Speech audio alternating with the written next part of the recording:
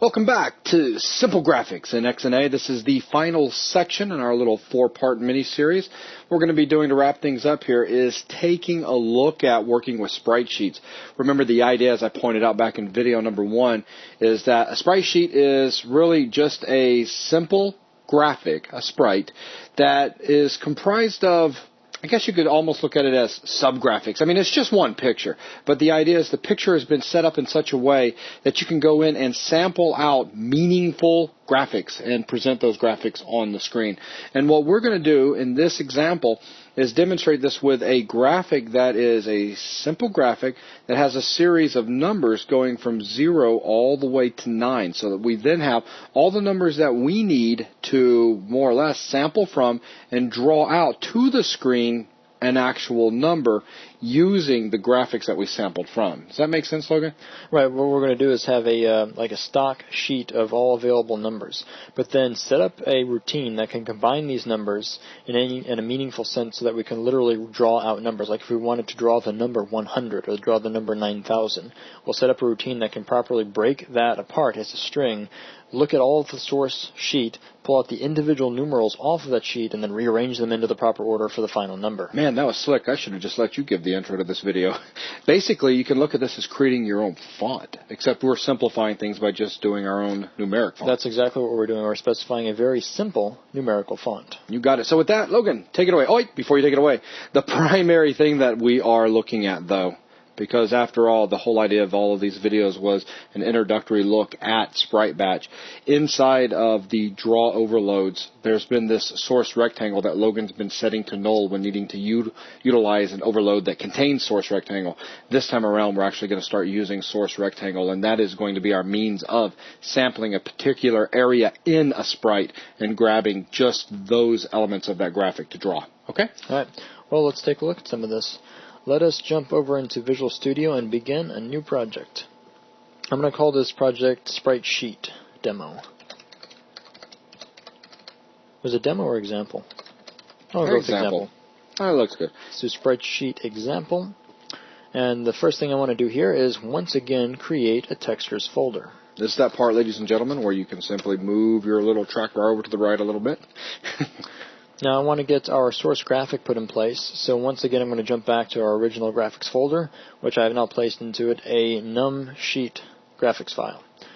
So we'll copy that, and I want to copy that into our project. So here we are in the projects folder and our new sprite sheet example. We'll jump into that, into sprite sheet example, and in there we'll find the textures folder.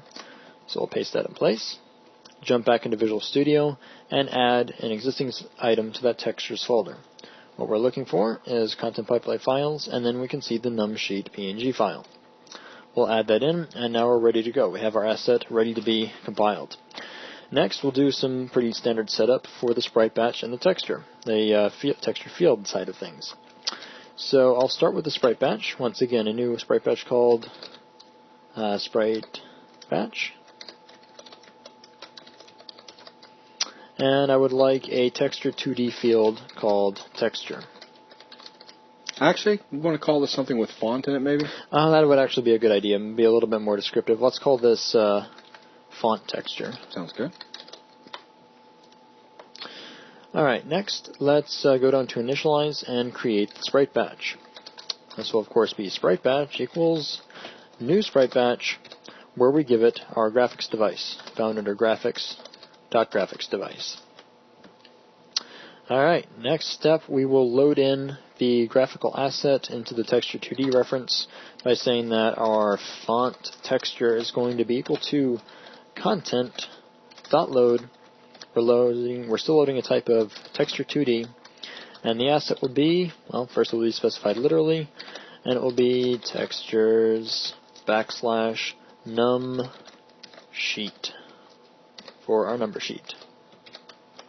Alright. So now we've got our texture loaded in, it's time to turn our attention over to the drawing routine. Alright. I'm going to begin by simply doing a draw with no source rectangle so we get an idea of what the overall graphic looks like. That of course means I'll have to start with a spritebatch.begin. I won't specify any overload, and as we've learned, this means that we're going to be using alpha blending with the sprite batch draw.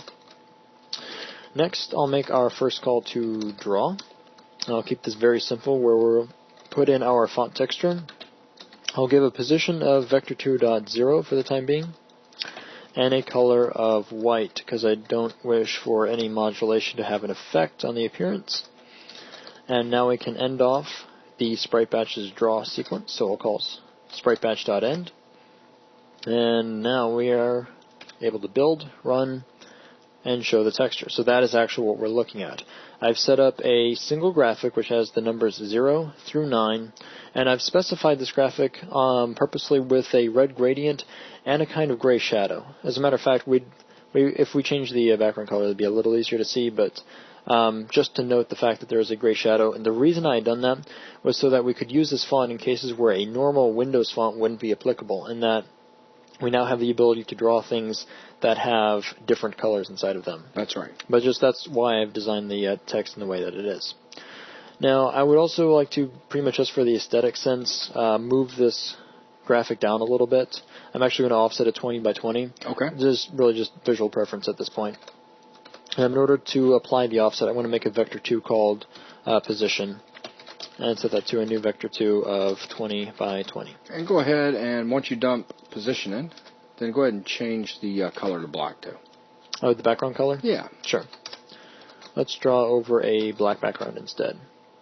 So now we're getting a result like this. And you can probably see the underlying shadow a little bit better. All right, very cool. All right, now it's time to play around with the source rectangle.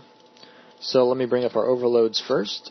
And let's look at overload number 4, where we get to use a vector 2 for positioning and then specify a source rectangle.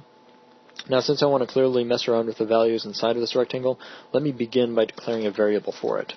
I'm going to declare a rectangle variable, which I'm going to call source rect. And then immediately initialize that to a new rectangle, and let's set up a rectangle. To begin with, let's start with a rectangle that would encompass the entire texture. Okay. That means its x and y value inside of that texture would be 0 by 0. Now this texture's width, just from creating it, I know that its overall width is 320 pixels, so I'll give that into our rectangle's width, and the overall height is 32 pixels. So I'll plug that in as well. Now I'll change the call to draw to include the source rectangle. Now if I build, we should see absolutely no difference because I have a rectangle encompassing the entire graphic. So basically you're sampling the entire graphic and then drawing that out. Right, and therefore we see no change because I've, like you said, sampled the entire graphic as though we weren't using a source. Now let's begin by messing around with the width. Let me bring the width from 320 down to 160. And now I've effectively chopped the graphic in half. Now you can see we're still starting at the top left of the graphic, 0, 0, because we're still specifying 0, 0 in our position. So let's start messing with that. Let me start moving the graphic over. Let me change the X position up to 16 and see what happens. Now two things have actually happened. One, we're halfway slicing off that initial 0. But notice what's happening on the right of the graphic. We've included half of the 5. We just pushed over that sampling area. Exactly. It's like our sampling rectangle has simply moved over 16 pixels. Because really you can think of it like that. What we're defining here with source rectangle is a sampling rectangle. A source rectangle to draw from. First two numbers, where we start, and then the next set of numbers is how far from that starting point over. Let me play around with height just a little bit. So far I've been specifying the entire height. Let me drop that down to 16. And we can see that we're now drawing the upper half. Okay. And then let me specify a little bit of Y offset. So let me drop down 8. So we drop down somewhat. Or maybe even a full 16. So we drop to the bottom half. Very cool. So we can see that we're continually shrinking this rectangle and then moving it around the source graphic. But even that may have you thinking something along the lines of, wait a minute. What, if you start pushing off of the graphic itself, in other words, what if you were to start at, let's say 300? Okay. And then if you want to set all those numbers back to something a little more normal. Sure. 0 and Y go back to the top of the graphic. Maybe even a full 320. I like that. Yeah, that's all really the way good. So that the extents would be to the end. And then 32. 32 for height. Okay. So what is this going to do? We're starting all the way at 300 and then extending another 320? So basically, what we're doing is something along these lines right here. So we've got the graphic with all the numbers in it, and what we're sampling is starting right out here. But then, So what's going to happen now that we're over off of the graphic? Yeah, because you're going 320 this way, so all of this. Is that going to cause things to blow up? Well, no, it doesn't. And we can prove that by quickly running. And we have the edge of the 9, so the last 20 pixels at the end of the graphic, which are most of the 9. But then we have no further errors or anything drawn. So it doesn't actually cause any type of error or exception with the sprite batch. But it's a little bit cleaner to make sure all the numbers line up and can make the code make a little bit more sense if they do. Sure. But it's just good to point out that it doesn't actually break anything to draw off the edge of the source image. Right. So in this case, you'd want to take that through 20 and subtract away the 300, and that'll give you 20. So that gives the exact same visual result, but in this case, our rectangle makes sense for where we're pulling from off of the graphic. Agreed. All right, very cool. Well, what if we wanted to actually pull out specific numbers now? Okay. Well, what if we wanted to, let's start at the very beginning. Let's drop our X location back to 0, so we're back on the 0 character. Now, what if we want to only pull that entire character out? Well, we know that there's 10 characters throughout, that each of them is 32 wide. 32 times 10 would give us 320 wide for the whole thing. Or rather, 32 would give a single 1. And everybody needs to keep in mind, when you created the graphic, you created this with this in mind, that everything was going to fit within a 32 pixel block. Right, so I had taken every single character and centered them inside of an imaginary 32 by 32 square along this graphic. So what's going to happen then is, since every single character we know is going to be 32 by 32, I'm going to leave the width and height 32 by 32 so that we have enough size to fit exactly one of the numbers in place at any given time. So using 0 and 0, this means that you should grab, 0, the very first character. Well, let's find out. Hey, that's exactly what we're doing. We're grabbing the entire character 0 off of that sheet and showing nothing else. So if we wanted to grab the second one or the third one, you could specify 32 right there to grab the next one. If we move a full 32 pixels, we should move on to the next character. And there we go. Now, if you did 64, bear with me here. Try 64 real quick. Yeah, let's plug in 64. We jump up to now we've got a 2. Now, of course, continuing to multiply this might get a little tricky for me because I'm not the world's quickest with math. We could double this again, just real quick. So okay. Let me jump up to 4. Or we could do 32 times, or the number we want to grab out, times 32. Right, because in that way that number would say, all right, I want number 0, 1, 2, 3, yeah, 0 times 32 would give us 0, so I'd pull out the first one. 1 times 32 would give us 32. That pulls out number 1. So let's try something. Let's try 1. 1 times 32 gives us 1. Very nice. Let's make sure that 0 doesn't break anything. 0 times 32 gives us the result 0. Now let's pull out 8. All right, let's jump up to 8. 8 times 32 gives us 8. Character 8. Ooh, we have something here that's working. Very nice. All right, so that's kind of nice. Now, what if we wanted to create some sort of routine where we could just simply say, we want to show the number 163. And this routine is going to figure out exactly what we need to sample from to draw 163. Because in order to draw 163, we're going to need to draw basically once, twice, 3 times. So we got 3 different draws in order to draw that. Getting way ahead of. Yeah. Okay. Looking far into the future. But yeah, there's a few things we need to do. We need to look at how to properly position everything on screen, as you were saying. We also need to look at how we would take an original number and find out what each individual digit is. Now, once we figured out what the digit is, then where from the map should it be pulled from? Exactly. So let's just slowly start building that up. All right. Let's begin. Let's see. We'll start the routine off first by saying that this is going to be a private void method that we're going to call drawNum. Now, what drawNum is going to take in is a simple integer. What number? So I'll call that integer num for what number we want to draw. And the second thing I'll take in is I'll take in a vector 2 called position, just so that I have a convenient positioning offset that I can use. And this is where we're going to position it at. All right. Now, first thing that we need to do, this number I'm actually going to convert to a string. And the reason I'm going to do that is because it's very easy to walk from one character to the next inside of a screen, or walk character by character. Meaning if we decide to print out a number that is greater than 9. So like a 2-digit. Right, because if we have a 2-digit or 3-digit, then we need to start looking at, well, what was in character 0, then 1, and 2, and walk through it as a string. Precisely. So the easiest way we can do that is to actually store the value in a string. So I'm going to declare a string variable. I'm going to call this variable string data, just for lack of a more original name. Okay. And I'm going to hold the value. Basically what I want to do now is take this integer and convert it to a string, which fortunately we can simply use the, num.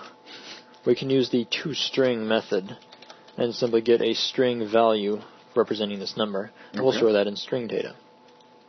Okay, so now we have the ability to get the length of the string so that we know exactly how many characters are being held in there. And that can be the heart of a loop that is going to walk through all of the characters. Excellent. So let me start a loop, and because I'm lazy, I'm going to use the template. So tab twice, brings up the template. I'm going to jump over to length, and length is actually going to be string data dot length. Alright, so now we have a loop that will walk through the individual characters. Okay. Next we need to be able to look at each individual character, because each individual character is going to drive where we want to pull from in the source texture. That means each character more or less needs to be an offset from the beginning, where an offset of 0 would have been the character 0, and then so on up until 9. So we basically need an offset that's going to be given in the form of, or the range of 0 to 9. Now what we have available to us is a character. Let me start typing some of this out so I don't talk too far ahead of the code. Sure. This is where things are going to get a little tricky with the offset. Because, so I've just said that I need an offset in 0 to 9, but what I have available to me is the current character, which I'm going to get from string data, and I'm going to specify I. So I have string data square brackets I. So we get the current character that this loop is looking at. The problem is, of course, this is a char value that's being returned. So in order to store this in an int, I'll need to cast it to an int. But what is that actually doing? Well, that's taking the character and simply getting the numerical value, or which ends up being the character code of that character. That's the tricky thing. He said character code, so it's not like we've got, okay, the number's 23, so we're looking at the first one, which is a 2. So the offset's 2, and let's print out 2 times, and it's not... Wouldn't that be convenient? Yeah, wouldn't that be convenient? But a 2 just happens to be... have a different code than 2. Right, because, exactly, the character 2 doesn't have a numerical code of 2. Let me show you what I'm talking about. As a matter of fact, I'm debating in my head whether or not to set a breakpoint here in order to show something. I might break it, but let me just try. Okay. I'm going to set a breakpoint. I'm going to comment out our draw, and I'm going to make a call to draw num, and I'm going to draw just any random number I can think of, and I'm going to draw it at the position that we've been using. All of this just so I can get down here inside of the breakpoint. The first one we're going to be looking at is the character 1. So now looking at offset, of course, it hasn't been filled yet. If we step over this line, we should be looking at the character 1.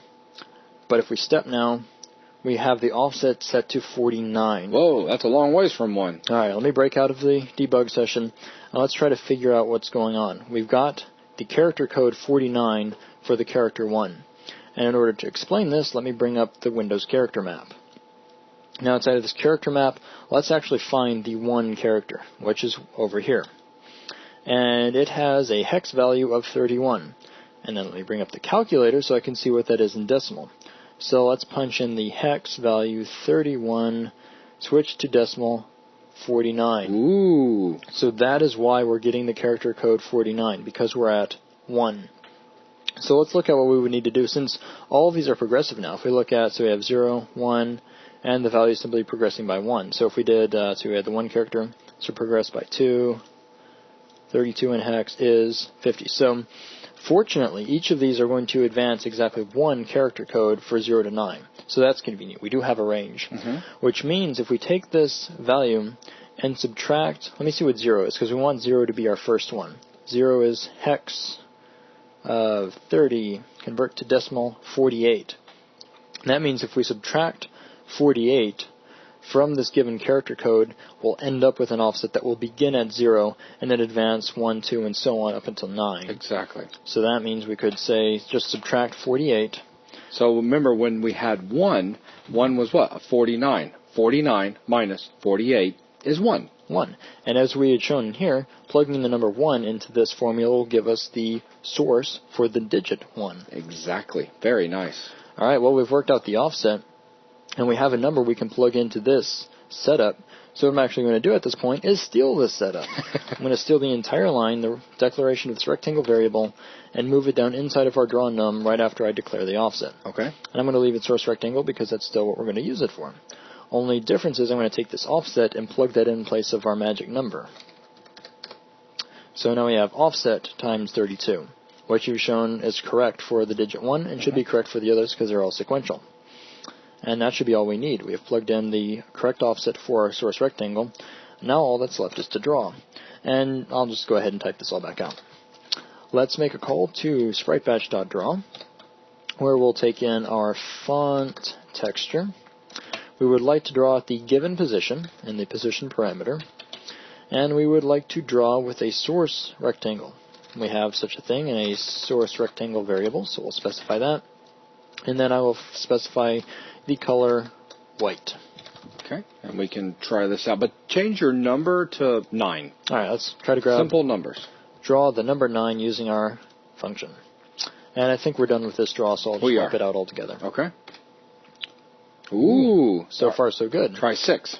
All right, let's try drawing the number 6. That's Very also nice. working. So it looks like this is working just fine. Now, what happens if you try to draw something like 82? Yeah, 82. 82 sounds good. 82. Draws 2. Yeah. Let's try a few other things. Let me actually try drawing that original thing I had. 127. Okay. What happens if we draw 127? Wow, that looks like a corrupt graphic. What it actually looks like is the number 1 getting drawn. Well, I mean, okay, pretend the number 1 getting drawn. Then you can kind of see the outline of the number 2, and then you can see the outline of the number 7 drawn over the 2. Exactly. Let's think about what's going on here. Basically, we have specified, let's go in here, perhaps grab this area, and then we gave a position, and so we said over here on the screen, draw it at this position. Then we've come back in here because of the loop. And if you don't mind, go ahead and draw the number 1 in, because we have that 127 example. So here's 1. So we have just done that. Absolutely. And then we came in here and we said, all right, let's pretend the graphic started here then. Or, well, right here. So this was 0. This is 1. There you go. So then we came in here and we grabbed this area. So we had 50. And then we had take away 48. We got 2. Okay. So now we got 2. So, but here's our position again. So now we're drawing a 2 over the 1. So the 1's still drawn. Now we draw a 2 on top of that. And then, of course, we're going to come in here and we're going to grab a 7 from wherever the 7 is, and we're going to draw the 7 in the same place. Think about this. Each time we go through the loop, wouldn't it be nice if we did something like this? So the very first thing we grabbed out was a 1. So we had our start position. We drew the 1. Now, what if we incremented our position over 32? So now the next time around, this is where we would draw. So now we would draw the 2. And, of course, we'd increment again in case we were to draw another one. So the next time we were to sample and draw, we would draw right here. So as long as we continue to push our position over by 32 pixels, there you go. Right, we should move an actual character's width every time we draw a character, so the next character physically or positionally comes after the first character. And then we could even tweak that 32. It could be a smaller number, and we could push the numbers closer together. So yeah, we could do some final tweaking on it. So let's do that. Let's do just what you had said there. Let's take, every time we draw, we know the initial one was correct. It was all the subsequent ones that were wrong. So let's jump in right below the sprite batch draw. Now, after we draw, let's take this positional value. Since we haven't specified this as a constant, we're free to change the value of this parameter. So nothing is stopping us from doing something like position plus equals 32. Let's go ahead and do its x value, its x component. Oh, yeah, excuse me. This is going to explode if we tried to build. Let's only do the x component because we only want to move over in the x-axis. That's right. And this, now let's run it. Works beautifully. The number 127 drawn properly. And we could take a quick look at what you were saying with spacing now. We don't actually have to move a full 32 over, because if you look at what's drawing, there's actually a noticeable amount of space between the digits. And at this point, since we're just drawing, we're not actually pulling from the source, nothing is stopping us from changing the spacing, maybe making it a little lower, and moving the digits closer together. Okay. Of course, we have to be careful and not do something like too low or 15, yeah, and half draw them over each other. Exactly. But I mean, if the font looks nicer with some of the spacing pulled out, then you could very easily adjust it here. I'm going to leave it 32 just for the original sample So your value. draw num routine could have a font spacing which we'll be talking about spacing coming up in the very next video when we deal with the real sprite fonts. But we could bring in a spacing, and you could feed that number in as well, and just position.x plus equals the spacing. Make the method even more robust. You got it. But this is a pretty powerful method already. We can make this thing draw any integer, well, any positive integer number. To make this even more accurate, I could have made this a uint, but we're getting close enough. But, well, let's come up with some... There you go. Well, let's do two things. Let's come up with a number that's dynamic, that changes. That's right. Easiest thing we can do for that is game time. Let's pull out the number, or the total number of seconds that the game has been running for. Okay. So I want to pull up total game time, and then I want to pull up total seconds. Now, of course, total seconds is going to be given in a double, and all I'm interested in is the integer portion, so I'll simply cast this to an int when I specify it. But let's see what this draws. 0, 1, 2, 3... so on, and so on. Now let's watch it cross 9. Let's watch it get to 10. There we have 9. Good. All right, 10 is working properly. Very nice. And if we waited long enough, we should get up to 3 digits and so on. But we could speed it up. Sure. Well, alongside total seconds, we also have access to the value total milliseconds. So we should get a much larger number in milliseconds. And there we go. So we can see that the routine is indeed handling larger numbers. We've got 4 digits now. We're approaching 5 digits. 8 seconds, 9 seconds, 10 seconds. Very cool. So the routine is working quite well for handling a number of pretty much any length you want. If you think about it, the routine would actually handle a larger number than integer it would. Integer is eventually going to overflow when we hit something like 2 billion, whatever. Whereas the routine will continue to draw off the screen. And Sprite Batch doesn't have a problem drawing off the screen. We can actually draw a larger number with our routine than we can hold in an integer. Right. So that's actually kind of cool. All right. Is there anything else that you want to add to this, Logan? Nothing comes to mind. The only thing I would like to point out is that while this entire video is revolved around that numerical sheet, there's nothing stopping you from each of those different regions in the sheet being maybe a different graphic. If you have a space-type game and each of those are a different alien or a different ship, this method could be used to draw a number of different-looking sprites on the screen where all of the sprites are stored in the same texture asset.